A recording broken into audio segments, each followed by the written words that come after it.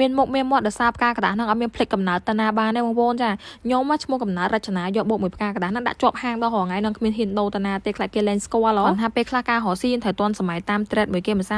តែបើថាតាក់ទងមួយការលក់ដូរក្នុងហាងបាច់កត្រកប្រអប់បរិញ្ញាសិស្សផ្សេងវគ្គ business អីក៏ដោយគឺសិតតែតាក់ទងមួយផ្កាកដាស់ទាំងអស់ហើយសម្រាប់ផ្កាដែលខ្ញុំកំពុងបរិញ្ញានេះគឺផ្ការំយោលណាបងប្អូនណាអាចមើលតាមនឹងបានហើយតម្រងបែបនេះខ្ញុំកាត់យកទាំងអស់6បងប្អូនអាចកាត់វាវត្តខុសច្រើនតិចតួចអត់បញ្ហាម៉ូដនេះវារៀងសេរីដែរព្រោះសារយើងចងវារៀងក្លុកក្លាក់តិចតួចគឺខ្ញុំចង3ក្នុង3ក្រៅអូធ្វើ snow សិនចាអូអធិស្ឋានធ្វើ snow នេះ